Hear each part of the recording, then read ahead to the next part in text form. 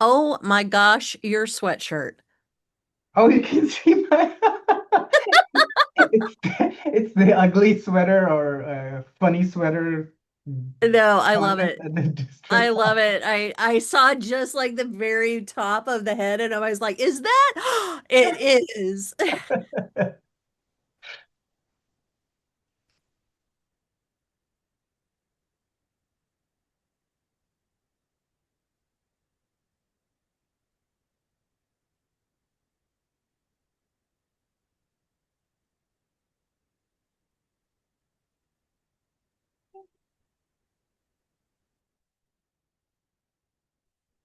Yeah, I think we're waiting on Jessica and Paula.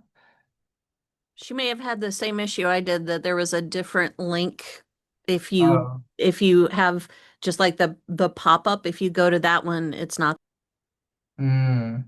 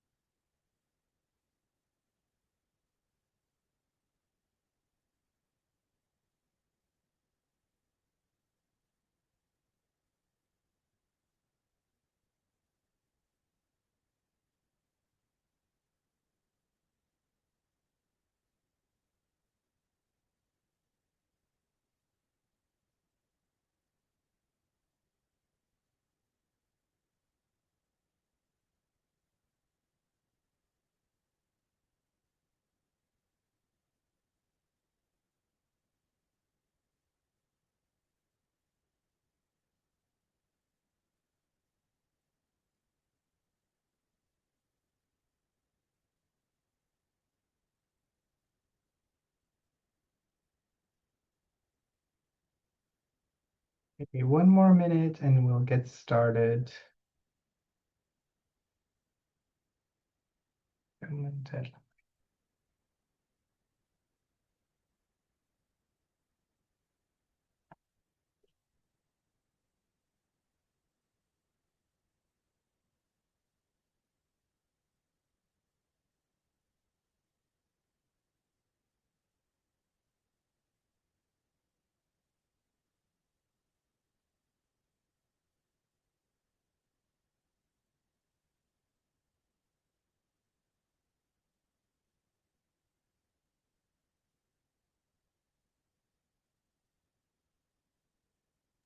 She says it's saying host can't register. Mm, I think because she's already listed as an alternate host, um, that's probably why she cannot. She should try using a different email. Oh, Paula is here.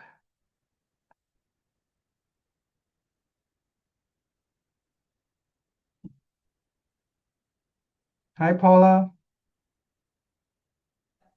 Hi there. Sorry. I think I was on wait, sorry. I think I was on the wrong Zoom link. So sorry for being late. No worries. I was as well, just You FYI. were okay. Okay.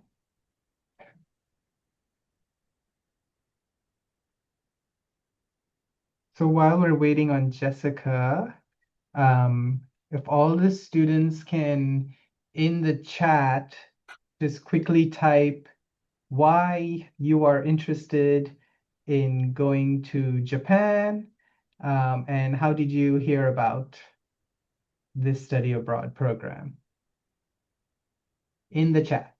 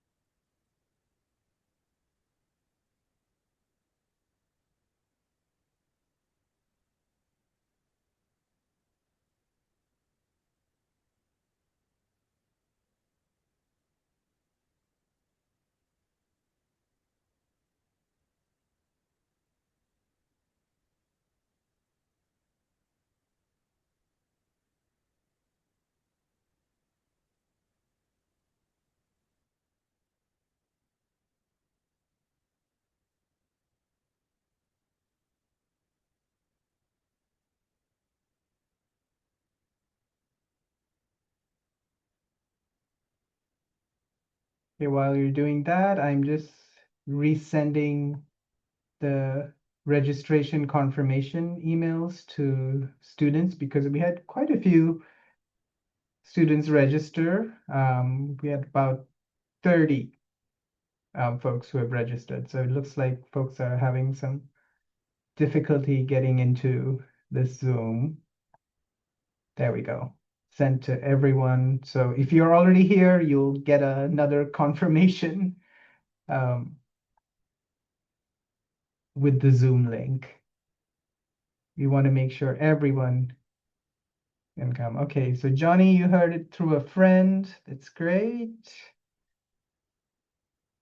Okay, Liana, great. You've never been out of the country, going to Japan before you transfer. Yes, we have a lot of students who want to experience a study abroad before they transfer to a four-year university. If anyone knows the reason, it's less expensive, much more affordable to do your study abroad at community college versus at a four-year university. Um, so this is the best time to do a study abroad. Okay, Suzanne, you heard about from this class, okay, from a friend. Okay, it looks like we're having some good word of mouth here. Publicity on the program. Great. So this is our largest interest in terms of our summer study abroad. Japan has a lot of interest. We have just opened the application, which is the SMCCD application. It should be on our website, but we will drop the link in the chat here so all of you can start your applications. And hopefully we'll, at the start of next semester, we'll start the interviews for this program. All right, so while we're waiting for Jessica, I'm sure she'll join us. Let's get started. Let me see if I can share my screen real quick.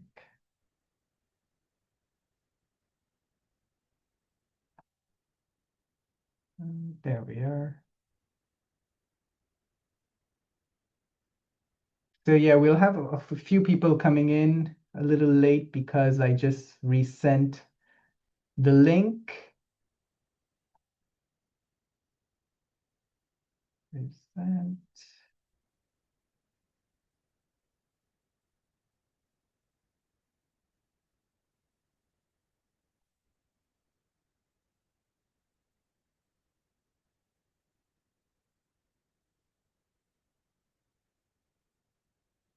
All right, if you can all use your Zoom thumbs up sign to see you can see the screen, that'll give me a hint that technology is working. Great, we have more people joining us. Welcome, everybody. I am going to start recording this session because it's always nice for those who registered and were unable to make it. I believe it's already being recorded. No, it's not.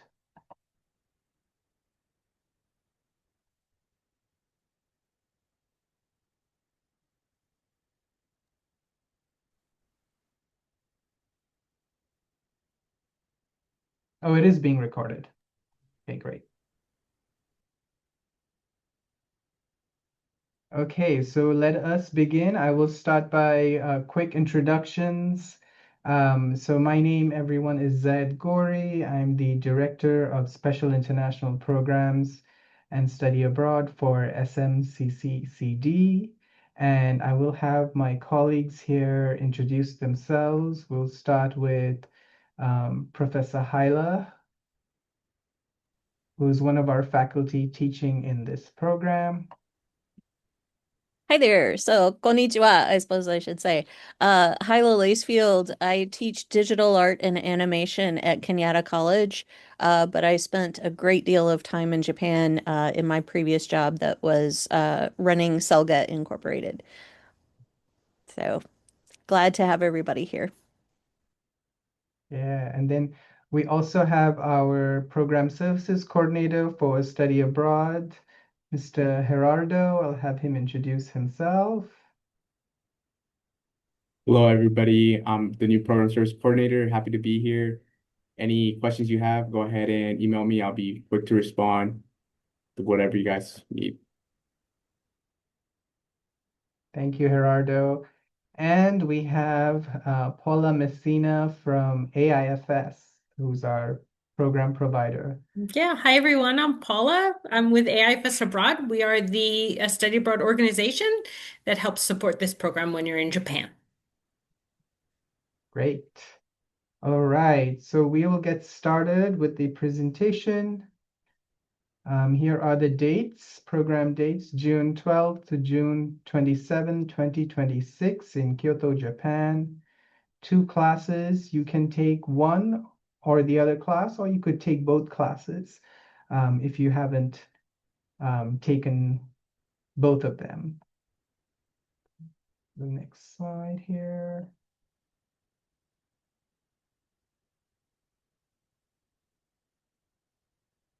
All right, why do you study abroad? This is a question we always get. Well, fewer than 10% of US college students actually study abroad. There has been recent research that has shown that employers value the skills that you learn in study abroad, such as intercultural competence, diversity, problem solving, and just thinking out of the box. Um, a recent study came out, it's not on this slide, that showed that American college students who studied abroad had higher earnings than those who did not study abroad. So study abroad truly pays off, um, in the long run, once you get your degrees and you're in the workforce. Um, the research has shown that students who have study abroad experience um, are paid higher, which is great news. The other thing is personal skills that you gain: independence, creativity, initiative, adapting to a different environment than you're used to, a sense of humor, because you're in a different environment, patience. So, the last thing is 85% of students agree that studying abroad was the most meaningful and transformative experience of their undergraduate education. And for community college students in particular, it didn't matter that the program was, oh, I couldn't do a full semester.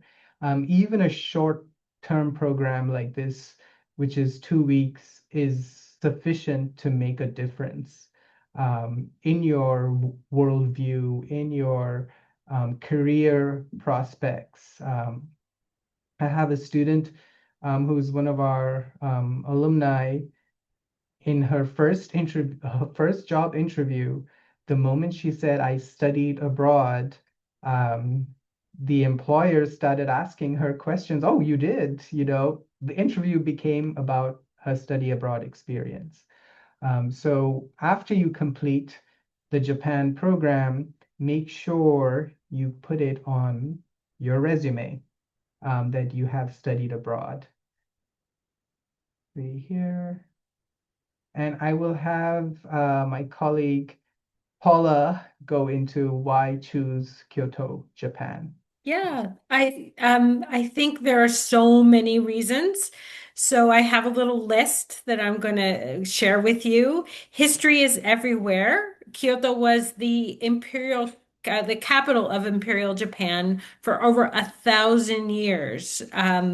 It Culture is everywhere. It boasts over 17 World Heritage Sites. These are places in Kyoto that are deemed Patrimony of Humanity. I mean, that is such a grand title. You'll have Kyoto's the birthplace of famous cultural traditions in Japan, such as Ikebana, the flower arranging art, Kabuki, the traditional dance theater, Kaiseki cuisine, and then it's a pop culture center as well. So it's the birthplace of headquarters of Nintendo, right? The gaming, and Nintendo is almost 200 years old, believe it or not, right? So that's a really interesting fact as well. And you'll never get bored. Hundreds of Buddhist temples and Shinto shrines, castles, palaces, parks and gardens, museums, colleges and universities. It has city and nature and tradition. So those are some of the reasons why we think you'll love Kyoto.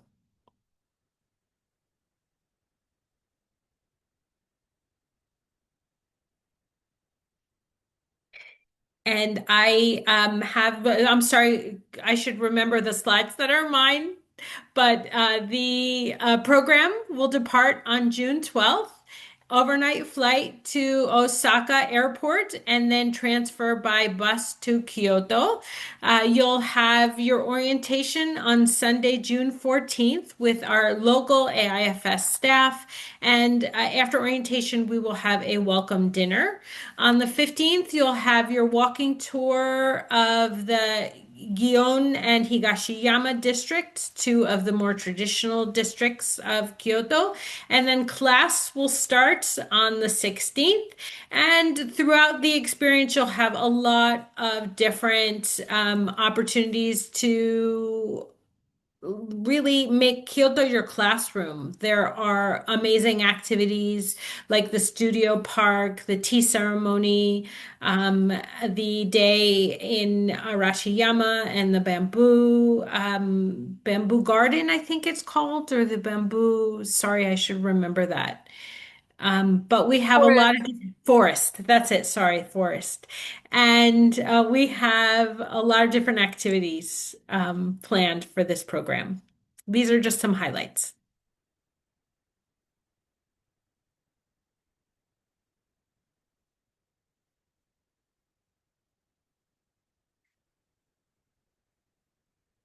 I'm not sure if I'm covering the courses or your faculty is. I can do mine. Wonderful. Yes. I can do So that. is Jessica here? Did she make it? Yes. Okay, then I will let you go first. Oh, okay. Um, yeah, we're excited about the classes that we're offering, and we're going to relate them to place. And so I would be teaching the ethnographic film class. I've been teaching for, gosh, 24 years now. I'm really excited about this. I have a degree in visual anthropology. So we'll be looking at film and photography and what that can allow for understanding Japanese culture at a deeper level. We'll be looking at it from an anthropological perspective, um, and learning about Japanese cinema is the focus for the class.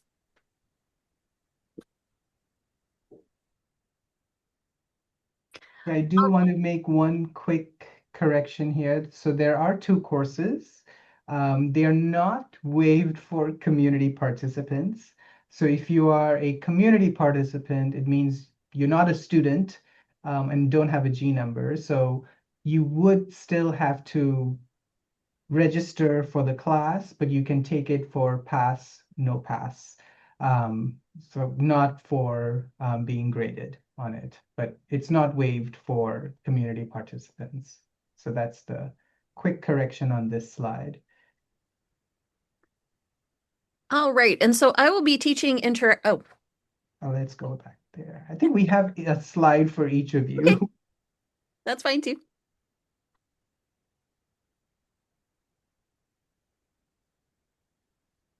Here we go. There we go. So I will be teaching interaction design, and probably the most common question that I have gotten is, what is interaction design? So interaction design is sort of an umbrella term that's used for all types of design that fall into the user experience, user interface category. Typically, what you're doing are designing web pages or apps. But one of the reasons that Japan is such a uniquely wonderful place to study this is that interaction design is so much more than just where do you put your buttons on a web page. It's about how do you interact with the software that is the way that we deal with the world around us. When have you gone somewhere that you didn't have a piece of technology with you, whether it's headphones, whether it's a phone? Um, all of this is part of the way that you interact with the world now.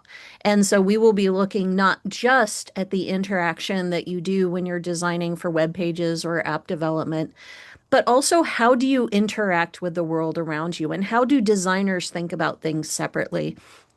And as Paula mentioned before, we're going to be in Kyoto, which has over 1,000-year history. And one of the things that's so fascinating about Japan is that they do have this incredibly deep history. They have this connection to tradition while also a real culture of innovation too. So it's all woven together in history and culture and design. And interaction design is just a wonderful thing to help you really appreciate both the similarities and the differences of the things around you. Everything from how do you interact with a door to how do you interact with a device. Back when I was going to Japan frequently, I would always pick up the technology there because their technology was easily 10 years ahead of ours for most of the past several decades. And it meant that I had to navigate using a device that didn't have English as part of it.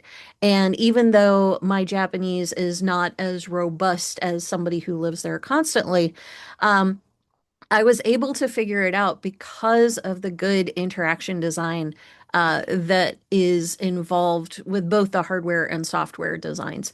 We're going to explore all of that through a cultural lens that will make you a better designer and bring additional value add. So, as Zaid was saying earlier, it's very much about helping people understand that you have gone above and beyond and that you have an understanding of the matter that's going to be greater than somebody who has never immersed themselves in a different culture and understood and studied their design as well. So I hope I didn't take up too much time. Thanks.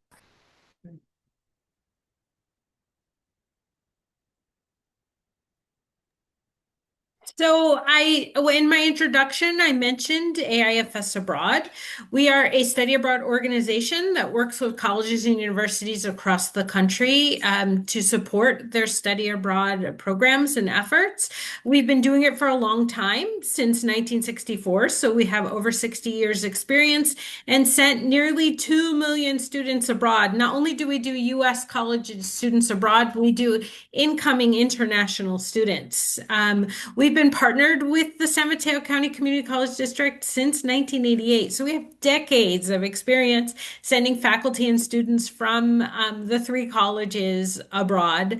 And once you get to Kyoto, you're going to meet the best of AIFS, which are our local program coordinators. They are there working with your faculty to design this program and get it all set up. And then on the day-to-day, they will be there to make sure that everything runs as smoothly as possible. And even more importantly, if anything were to happen or there were any kind of issue, they're there to help you resolve whatever problem you have or little roadblock to make sure that you get back to your study abroad as quickly and as soon as possible.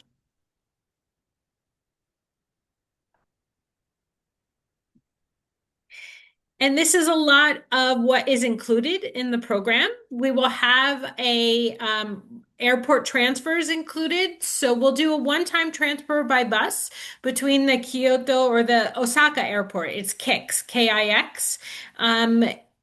It's a regional airport, I believe. It's shared by Osaka and Kyoto, from what I understand. And you will have that transfer to meet the majority of students and then take you to Kyoto to the housing.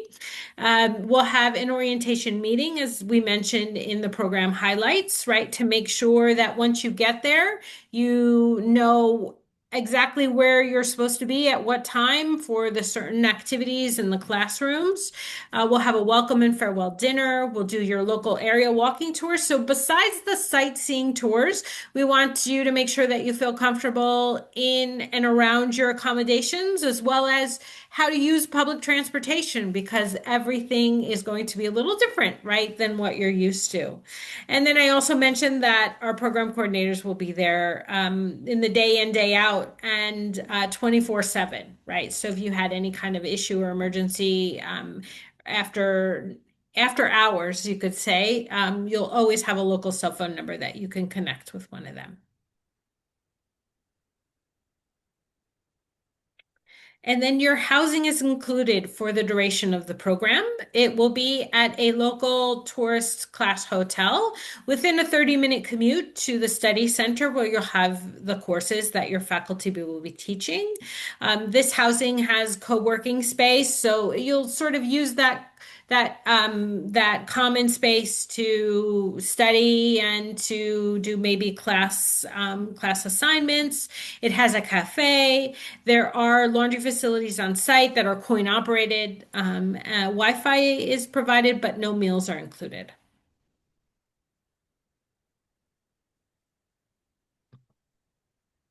You'll also be given a transportation pass, and that will be loaded with 5,000 yen.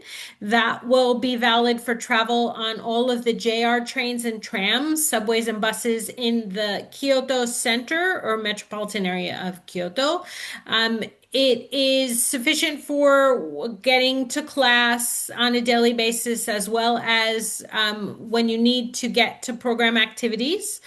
And it can also be used sort of as a debit card. So you can use it at convenience stores, vending machine shops, restaurants, and some of the transportation around the country. And you can reload them as needed. So if you're using it for those things, you can reload it and use it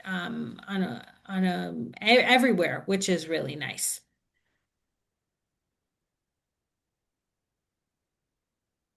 And then you have a lot of different activities. You have the tea ceremony, you have the Toei Studio Park, you have a viewing at a local movie theater, you'll have the half day excursion to the bamboo forest, you'll have the walking tour of Gion and the Higashiyama district. So we have a lot included.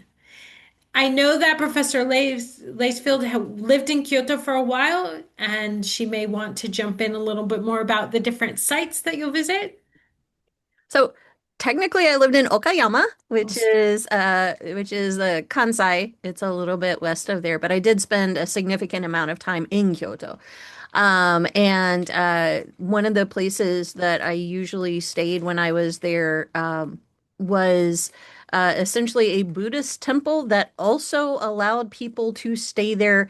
It wasn't exactly like a ryokan, but it was kind of like that. The woman is still there, and I always visit her whenever I go back to Kyoto.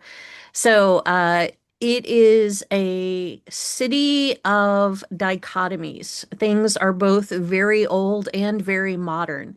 It is a beautiful, beautiful place, and the people are super duper friendly. It is incredibly safe. It is safer than the United States by a pretty fair amount. And it is very, very easy to get around. Virtually everybody is able to understand some English. Getting them to speak English to you is a completely different matter.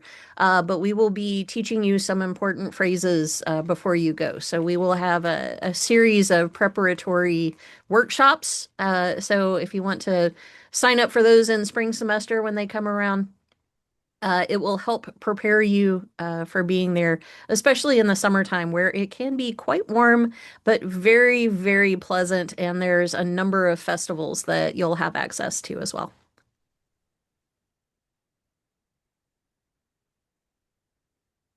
So this is a summary of the program and of what's included as well as the program fee. So the base program fee is 4,325. That's based on a group of 25 to 29 students. However, I think we anticipate this program filling up and being very popular. So once we hit 30 students, the program fee will come down to 4,165. So we are aiming in the 30 to 34 student range, and I think that will be our max, right? Probably the 34. So apply early because we do anticipating it filling. So that program fee includes accommodation in a twin-bedded room in a centrally located tourist class hotel. Your transportation pass loaded with 5,000 yen. Your student services, including 24/7 emergency contact. That orientation program and activities, including a local area tour, and then activities in Kyoto that we talked about. Medical insurance is included, and we have a comprehensive medical policy that will cover you for any medical care you may need, up to $100,000 per illness or incident. And that is 100% coverage, which is great. There's even some coverage for loss or theft of your belongings, so that's really great. And then we will also do a pre-departure orientation. Prior to departure in the summer, we will meet on campus and get you ready for the program. Talk about packing and money and all that good stuff.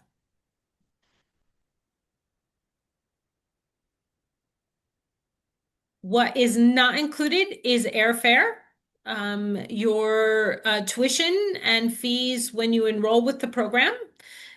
Textbooks are not included. And then personal expenses, including passport, personal travel. I recommend that if your passport is, or if you don't have a passport, start the process now. Or if your passport is due to expire prior to the end of 2026, you definitely want to start that renewal as soon as possible. The earlier you get a passport, the cheaper it's going to be. If you wait too long and need expedited service, the fees are a lot higher. Meals are not included except for that welcome and farewell meals. We do have an optional excursion to Hiroshima. I say it wrong every time. So Hiroshima is correct. Hiroshima. Okay. And then when students enroll, you'll be given the opportunity to purchase an optional trip protector insurance policy that would cover your fees. It's not medical, it would cover your fees in case of cancellation, in case you had to drop out. And so this is the optional excursion I mentioned. This is a 2-day, 1-night excursion, including round trip transportation, 1-night accommodation in a local hotel with breakfast, and then entrance to the Peace Memorial Museum, and then a visit to Miyajima with entrance to the shrine and services of a guide. That would be an additional 495. And I know Miyajima is always on the postcards, right? It is that absolutely stunning view of the shrine. I believe it's a shrine, and it's really lovely. The red gates.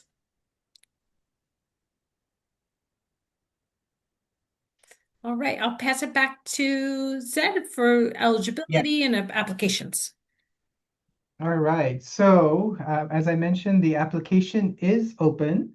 So, at the time of application, you have to satisfy the following eligibility requirements. They're pretty straightforward. Be 18 plus years old, be in good academics and disciplinary standing at your college, whether it's College of San Mateo, Skyline College, or Cañada College. Complete an interview with the professors of the courses. So if you're taking both, you'll be doing an interview with study abroad. One of the faculty So it'll be like a small committee who will be interviewing you once you complete the application. In the study abroad application, you can upload your transcript, and there are actually four essay prompts, short essays. We're looking for about 250 to 500 characters. Don't go too long in that. We're looking for succinct answers to those question prompts. The program deadline is March 19th. As Paula mentioned, we understand there's a ton of interest in Japan, so apply early so that we can get your application in and interview you as early as next semester um, so that you can be confirmed for one of the 34 spots in the program. So to just give everyone a sense, we have an interest list of just over, I would say right now it's over 70 students who have indicated interest in Japan. And that, as you can all tell, is more than the number of spots that we have in the program. So please start your application early and hit that submit button. There is no application fee. It's an SMCCD application that you complete. And then once you are accepted, you complete AIFS's application and pay your deposit and the other program fees that are due. This is just an example of the short essay prompts. As you can see, 250 words. And just to give you a sense, a summer study abroad is an intensive 2-week or longer group overseas learning program. While you're on the program, you may feel exhausted from adapting to a new, unfamiliar environment. Some of you will feel like, oh, you're still a tourist for the 2 weeks, but you're actually studying intensively, living without your local amenities, and attending various compulsory activities. And you're also building relationships with people from another country and your fellow study abroad classmates. So we want to know, what aspects of the program do you expect will be most challenging for you? How will you meet and overcome these challenges? And then what are your strategies for interacting with people who are different from you? How do you deal with unfamiliar and unknown situations? How do you approach new environments? There are a few other questions. One of them is, how do you plan to fund your study abroad experience? And we'll go into some of the other things in there, but I think, Paula, this is your part as well, and then I'll jump into the scholarships part. Yes, absolutely. So, we just wanted to give you a heads up on what kind of document you'll need to be traveled to Japan. If you are a US passport holder, your passport has to be valid for the entire duration. As a matter of fact, I always recommend that it be valid for up to 6 months after the end of your program. Just better safe than sorry, but make sure that your validity covers at least the program. Um, you will need a round trip airfare. So they may, when you arrive into the country, they may ask to see proof of your return ticket or your ticket out of the country if you're continuing to travel after the end of the program. So make sure that you have that because your stay is limited to 90 days in the country, okay, without a visa. If you staying for over 90 days, you would have the required visa, but the program doesn't meet those requirements, right, to make you eligible for a longer stay. So just keep that in mind. If you are a citizen of another country and you have a non-US passport, then this website, this www.japan.travel, will list the countries and the requirements that you have for your passport to enter Japan and be there for the duration of the program. So definitely do your research.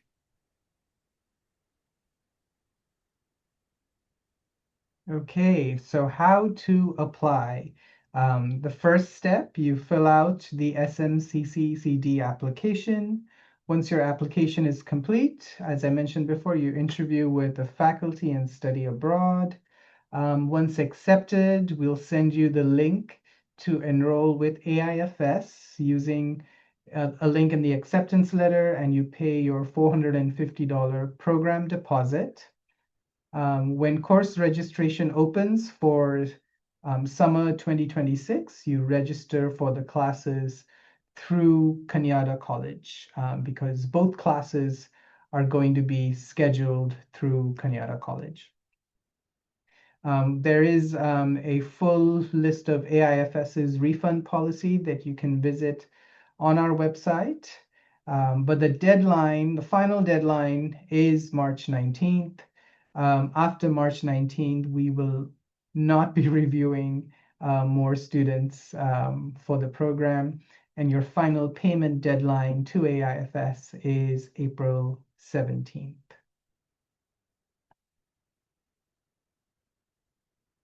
Okay, so how do you pay for this?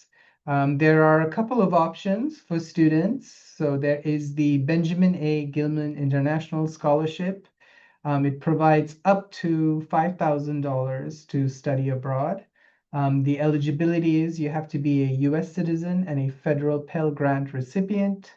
The upcoming deadline is March 5th, 2025 for the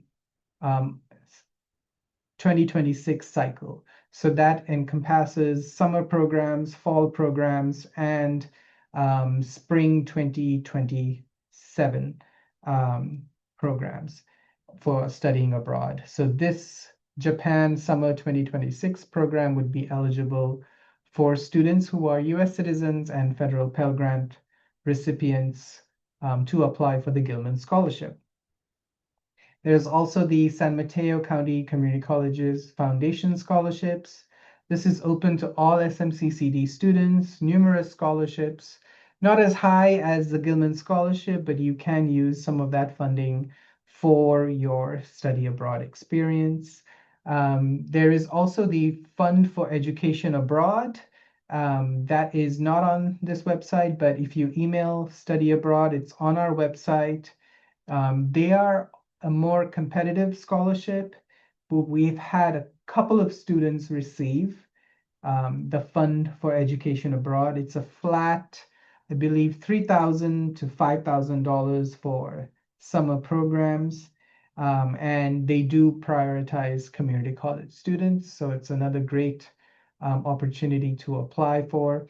You do need financial aid at your home college, whether it's Cañada, CSM, or Skyline, to certify your application for the Fund for Education Abroad. It's a 2-page document that the financial aid directors are aware of, and they complete that saying, yes, you are eligible for financial aid and you are receiving some sort of aid at the college right now.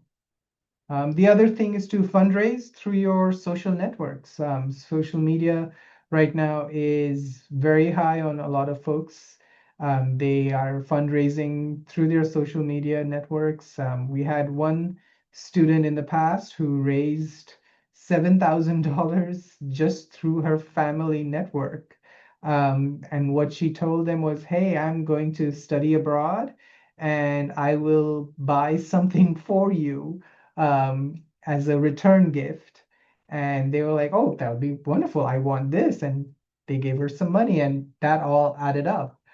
So yeah, in the 2 weeks that she was abroad, she was shopping a lot, but it paid for her a study abroad experience. So really look into your family networks and really promote the educational component of study abroad, not, oh, I want to go for a trip to Japan, which makes it sound like a fun vacation, but actually show them that, you are intentional and really planning, to make this study abroad experience worthwhile for you. The other one is to get a part-time job. Between now and when the study abroad experience happens, you can raise up to $2,000, $4,000 just by saving a couple of $100 off your paychecks. I had a student who was applying for the scholarship, the Gilman Scholarship, in this round, and she said, "Hey, I just got a part-time job."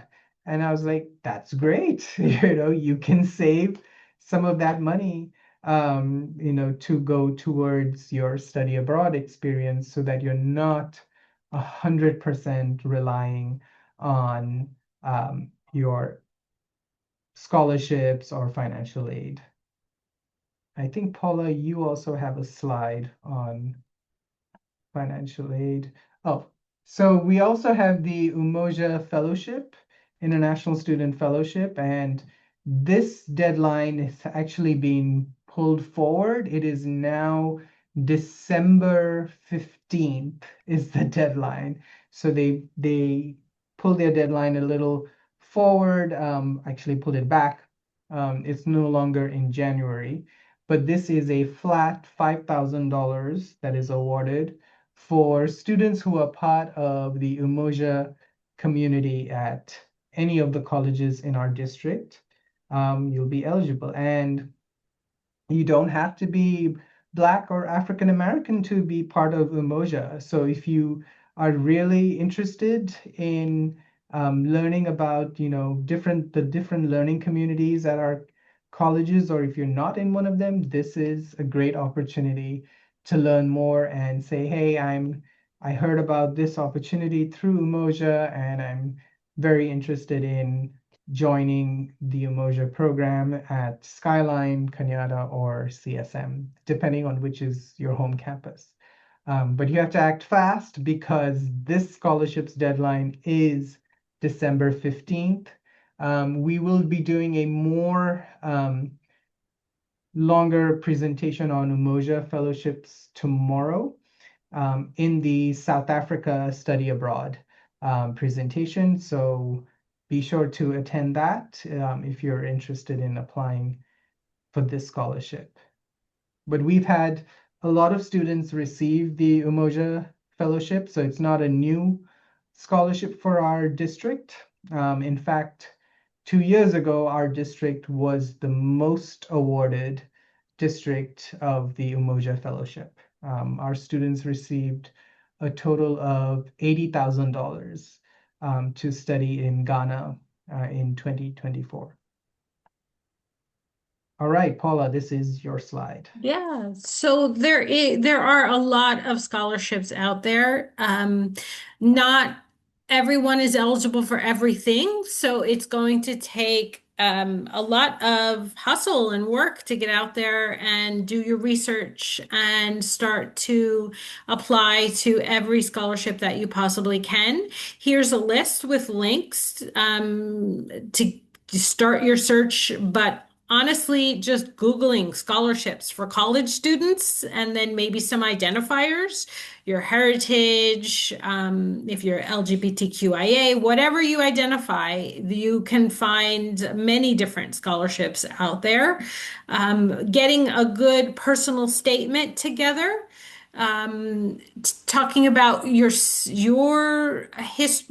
past, your present, your future, and then relating your story to the scholarship criteria will really put together a compelling personal statement, right? You want to convince the scholarship committee that they should invest in you, right? That you are a great candidate for them. So definitely put in some time and work into that, and then start to apply to all the scholarships that you possibly can.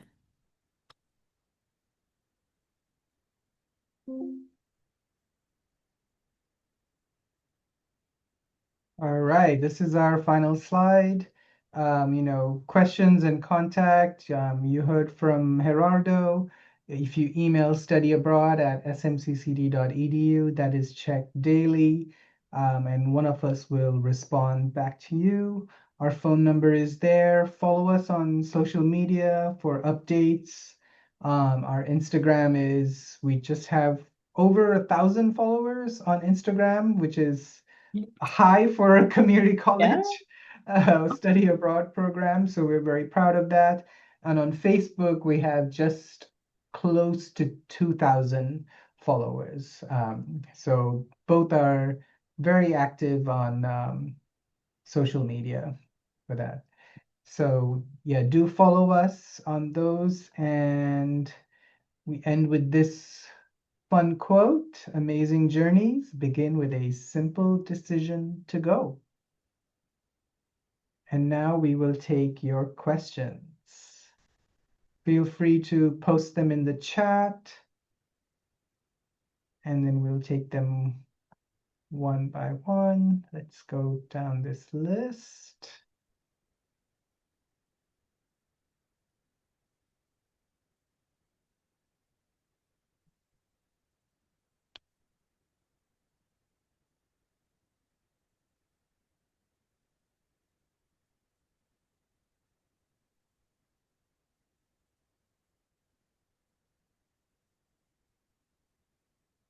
Okay, thank you, Gerardo, for posting the application link in there.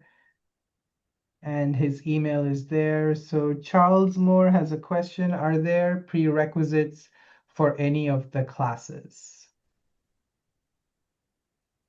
Not for anthropology.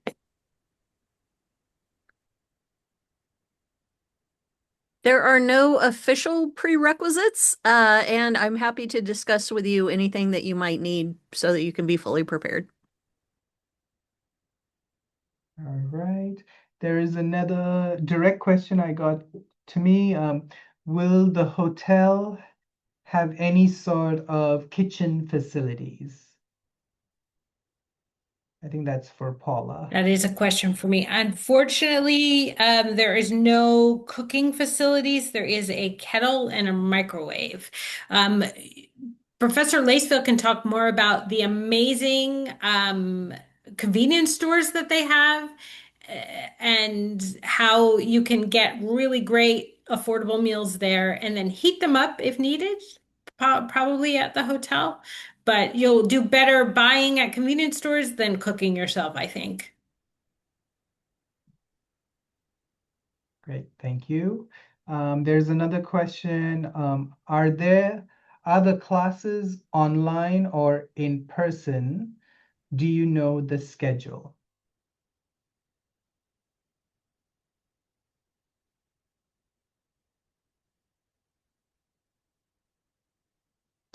I think that we'll have the faculty answer that question. There will be some additional preparation that we will have before we leave. So there will be asynchronous content that you will have before you take off. So you're not going to be expected to be doing 8 hours a day in the 2 weeks that you're there. We're going to start it. I'm not sure of the exact day. We will update you once we've got that scheduled. But essentially, we're going to start with some on the ground in California classes to prep you before we go. Um, so that we can meet the contact hour requirements.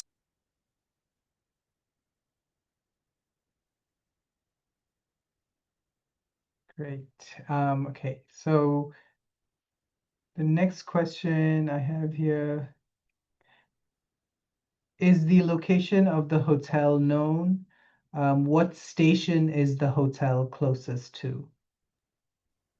We do have the hotel right now. I don't think that I have the station information, but the hotel is still somewhat subject to change. We don't like to give out that information too early because if there's a change, it does sort of create confusion.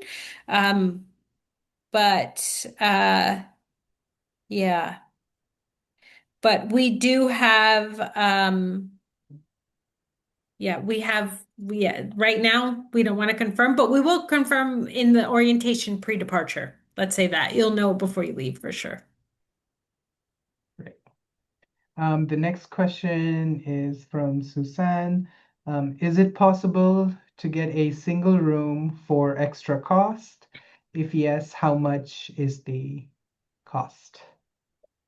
So I had asked in October and I was just looking through my emails to see if I had that information and I don't have it yet. So we'll have to check on availability. How does the hotel room share work? Do you guys decide with who?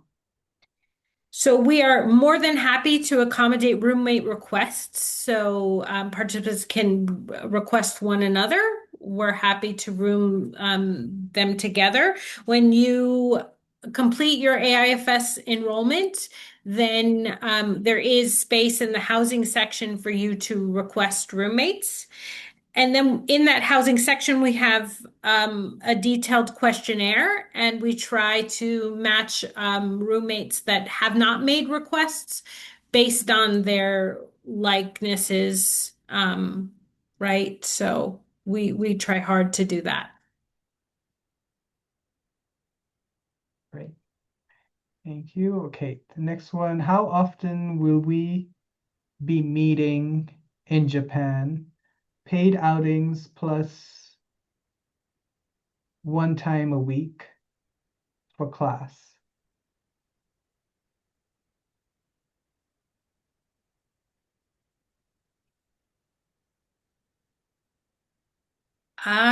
Faculty probably know the answer to that better than me as far as I mean, every day you'll be having activities and then we'll have free weekends.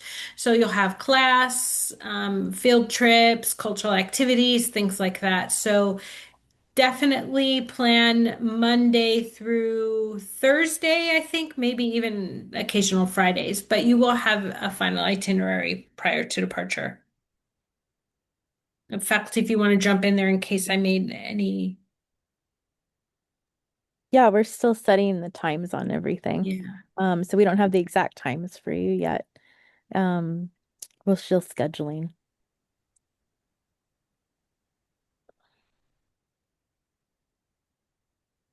Okay. Is it true Japan is generally cheaper than the US? So I would say it depends on how you travel. But yes, you can get, for example, we think of sushi as being something that is a special that you go out to eat. Sushi is like very, very common, very good, and very cheap there. Also, udon and ramen are places you can go and get for under $10 really, really excellent food that will keep you very full and satisfied. Um, I feel like it's cheaper than the US if you're not buying souvenirs. If you're buying souvenirs, that's a separate thing. But just existing is definitely less, I would say. And likewise, there's really good, really cheap food, but it's not going to be Burger King. So, just be prepared for that. If you're looking for steaks, it's not the best place to buy steaks, but there is really, really wonderful Japanese food very cheap. Great. Thank you, Hyla. Next question. Um, Are the flights there as a group and included in the program fee, or are the flights completely separate? So the flights are not part of the program fee. We went over that in what's not included in the program fee. So the international flights are not part of the program fee. We are looking at a group flight. Um, quote right now. It's not finalized, but as soon as we have that, we'll be sharing it with everyone who wants to sign up for the group flight. But the group flight would be everyone. I think we need a minimum of 10 students for us to work out with that group airfare. Um, and then we'll go from there. But the route would be on our arrival dates in Japan, and then departing on the departure date from Japan back to um, California, San Francisco. So departure airport would be SFO, and I believe, Paula, you can correct me, the airport code for Japan. I believe it begins with K. KIX. Kicks. Yeah. KIX, yes. It's the Osaka Kansai. They call it Kansai International Kansai, yeah. Airport. All right, the next question is it cheaper if we go by ourselves any other time? How does Gilman work if we do get some money? Or are we traveling in the plane together or everyone on their own? What about when we get back? Is it cheaper if you travel by yourselves any other time? That's subjective, depending when you travel. This is a study abroad class. So it is very different from if you're traveling for vacation to Japan. Um, your next question, how does Gilman work if we do get some money? So the Gilman Scholarship works this way. If you apply and you get, say, $3,000 of the 5,000, Gilman will will first confirm that you're accepted into your study abroad program, and then they will send the funds to you, usually by the end of May, is when they announce the summer awards. And then they work with you to do a direct deposit into your bank account.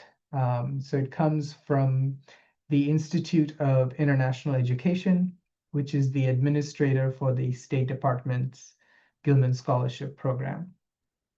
So that's how you get the $3,000, and then you use that $3,000 to pay the remaining of your program fees for AIFS, or if you've paid your program fee already and you have to purchase the flight, you can use some of that money to purchase the flight.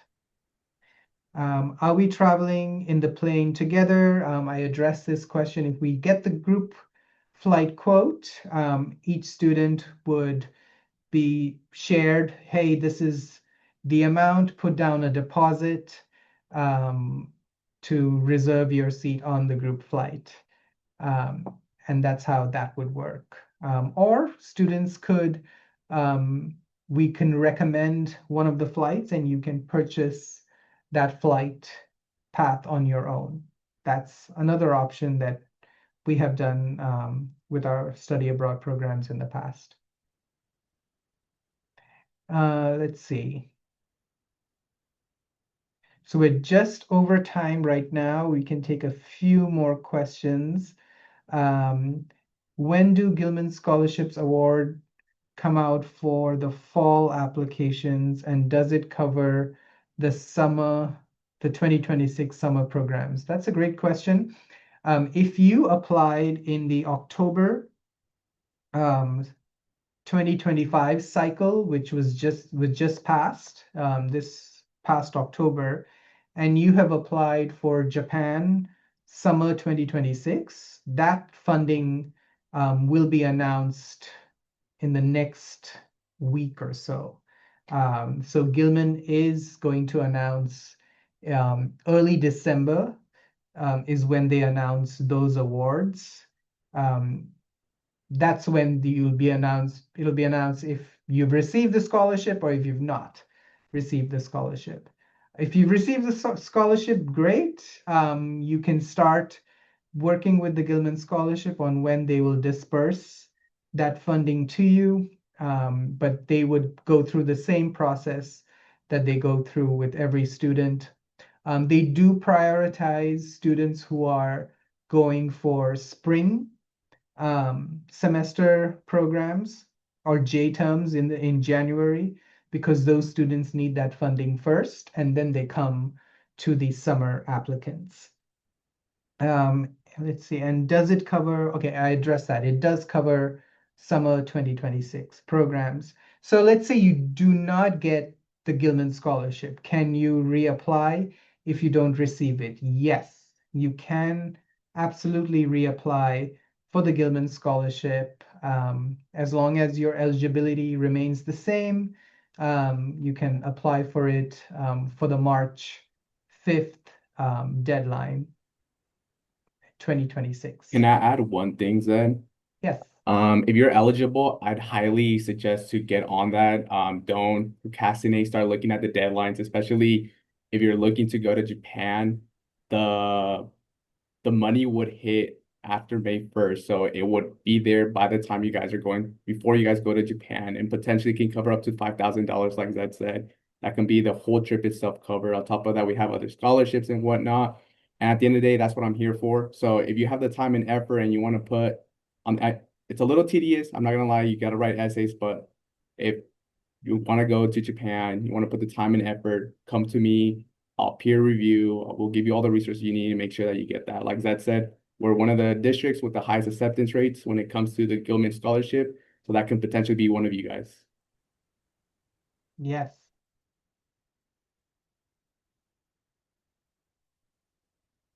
All right. It is almost 4:10. There are no any final questions. Thank you all for coming. If you can quickly put in the chat, how many of you are seriously considering applying for Japan 2026 and going with Professors Marshall and Hyla? You can just type, yes, I'm applying, or I've applied. Okay, Mia, great. Okay, I see some of you have already applied. Great.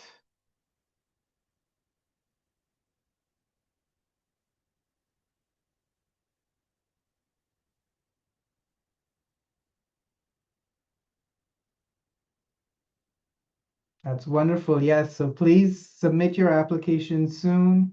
As you can see, we already have quite a few students who have already applied, and we just want to make sure it is first come, first serve. So we would be reviewing everyone's application in that order. And then eventually, if it does get to a point where we exceed the 34, then we will open up the wait list for Japan. All right. Well, thank you everyone for coming today. It's great to see all this interest in Japan.